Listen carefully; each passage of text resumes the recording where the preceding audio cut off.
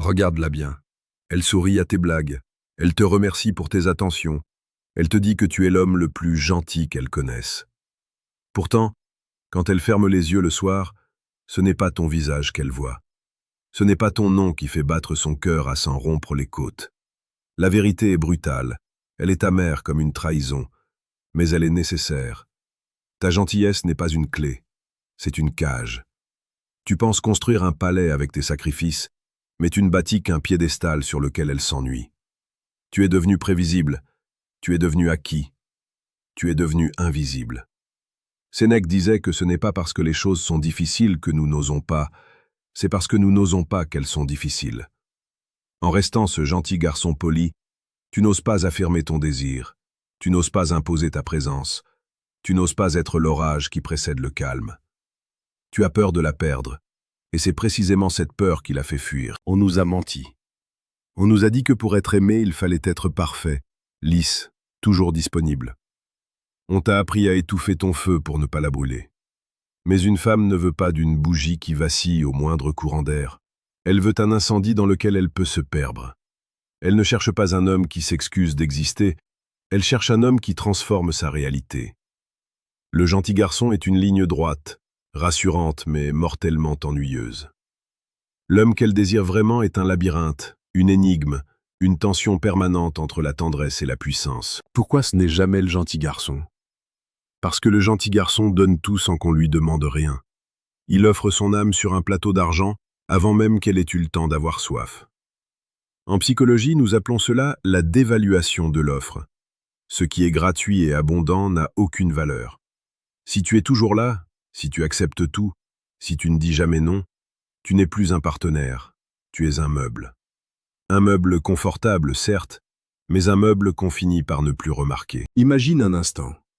Tu es au restaurant, tu as faim. Si le serveur t'apporte tous les plats de la carte en même temps, sans que tu aies à choisir, tu seras vite écœuré. Le désir a besoin de vide, il a besoin d'espace pour respirer.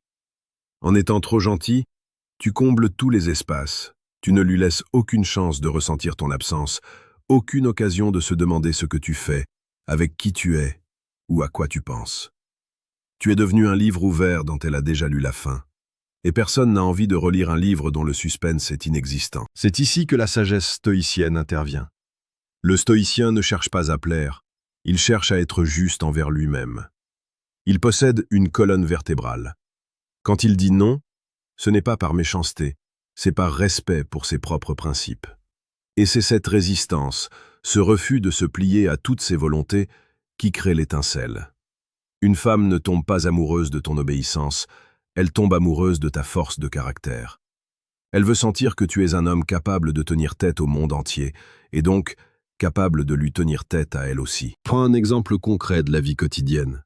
Le gentil garçon envoie un message le matin, à midi et le soir. Il demande si elle a bien dormi, s'il peut l'aider pour ses courses, si elle a besoin de quoi que ce soit. Il croit bien faire. Il croit que c'est du romantisme. Mais pour elle, c'est une pression constante. C'est le bruit de fond d'une dépendance affective qui crie son nom. L'homme qui la rend folle, lui, est occupé. Il a une mission, un but, une passion qui l'anime. Quand il lui envoie un message, c'est parce qu'il a quelque chose de réel à partager, ou parce qu'il a décidé de lui accorder un instant de son temps précieux. Ce temps a une valeur car il est rare. Si tu veux changer la dynamique, si tu veux enfin être celui qu'elle regarde avec ce feu dans les yeux, tu dois accepter de ne plus être le gentil garçon. Cela ne veut pas dire devenir un lâche ou un tyran. Cela veut dire devenir un homme de valeur. Un homme qui sait protéger mais qui sait aussi s'éloigner si on ne respecte pas son territoire. C'est cette dualité qui crée la fascination. D'ailleurs, si tu sens que tu as besoin d'outils plus profonds pour transformer cette gentillesse passive en une puissance d'attraction réelle, je t'invite à consulter le deuxième lien en description de cette vidéo pour télécharger le manuel brutal du séducteur stoïque. C'est une ressource qui ne fait pas de cadeau, mais qui te donnera les clés pour ne plus jamais être l'option de secours. Continuons sur cette psychologie de l'attraction. Pourquoi les femmes disent-elles vouloir un homme gentil alors qu'elles courent vers celui qui les bouscule émotionnellement? Ce n'est pas de l'hypocrisie, c'est une confusion entre le confort et le désir. Le gentil garçon apporte le confort, la sécurité, la stabilité. C'est ce qu'on veut pour construire une maison. Mais le désir, le vrai, celui qui rend fou, naît de l'insécurité, du défi et de l'admiration. On n'admire pas quelqu'un qui rampe, on admire celui qui se tient debout, même face au vent. Il y a une différence fondamentale entre la bonté et la gentillesse. La bonté est une force, c'est choisir de faire le bien alors qu'on a le pouvoir de faire le mal. La gentillesse du gentil garçon est souvent une faiblesse déguisée en vertu. Tu es gentil parce que tu n'as pas le courage d'être autrement.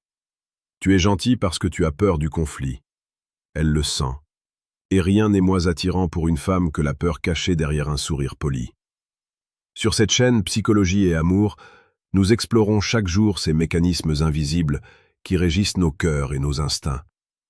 Nous publions quotidiennement des vidéos sur la séduction la plus précieuse et pertinente pour t'aider à devenir l'architecte de ta propre vie sentimentale. Si tu veux comprendre comment fonctionne réellement l'âme humaine, loin des clichés romantiques des films, abonne-toi dès maintenant. C'est un voyage vers la maîtrise de soi. Revenons à cette folie que tu veux provoquer chez elle. Pour rendre une femme folle de toi, tu dois être capable de lui faire vivre des émotions contrastées. Le gentil garçon est un électrocardiogramme plat, une ligne droite sans relief. L'homme magnétique est une montagne russe. Il est capable d'une douceur infinie un instant et d'une froideur impénétrable le suivant. Il ne joue pas un jeu, il vit simplement sa vie d'homme avec intensité. Il n'est pas son satellite, il est son propre soleil. Et c'est parce qu'il brille de sa propre lumière qu'elle a envie de graviter autour de lui. As-tu déjà remarqué comment elle parle de cet homme qui l'a fait souffrir ou qui l'a marqué? Elle ne dit pas qu'il était gentil, elle dit qu'il était différent, qu'il avait quelque chose qu'elle ne pouvait pas contrôler. Le contrôle est l'ennemi de l'amour. Si elle sent qu'elle te contrôle, elle perd tout respect pour toi. Si elle sent qu'elle peut te faire changer d'avis d'un simple claquement de doigts, elle cessera de te voir comme un partenaire pour te voir comme un subordonné. L'amour est un combat noble. C'est la rencontre de deux volontés. Si ta volonté s'écrase dès qu'elle fronce les sourcils, le combat s'arrête et l'intérêt avec. Tu dois être capable de lui dire « Non, je ne suis pas d'accord ». Tu dois être capable de sortir de sa vie si elle ne te traite pas à ta juste valeur. C'est cette capacité à partir qui te rend infiniment précieux. Le gentil garçon ne part jamais. Il reste là, il attend, il espère. Et c'est pour cela qu'il finit toujours par regarder le train passer. Réfléchis à tes interactions passées. Combien de fois as-tu étouffé une remarque pour ne pas la froisser? Combien de fois as-tu annulé tes projets pour être disponible pour elle à la dernière minute? À chaque fois que tu fais cela, tu perds une particule de ton magnétisme. Tu penses gagner des points, mais tu perds ton aura. Le stoïcisme nous apprend que notre seule possession réelle est notre caractère. Si tu sacrifies ton caractère pour obtenir l'affection de quelqu'un, tu finiras par n'avoir ni l'un ni l'autre. Laisse un commentaire sous cette vidéo si tu as déjà ressenti cette frustration d'être trop bon et de finir ignoré. Partage ton expérience, car c'est en brisant le silence sur ces vérités que nous reprenons le pouvoir. Pour conclure ce voyage, souviens-toi que la séduction n'est pas une question de techniques ou de phrases toutes faites. C'est une question d'énergie. Le gentil garçon dégage une énergie de besoin. L'homme qui la rend folle dégage une énergie de présence. Il est là, pleinement, mais il appartient à lui-même avant d'appartenir à quiconque. Ne sois plus ce garçon qui attend la permission d'aimer. Deviens cet homme qui impose son existence par sa profondeur, sa résilience et son mystère. Ne cherche pas à être le gentil garçon qu'elle apprécie.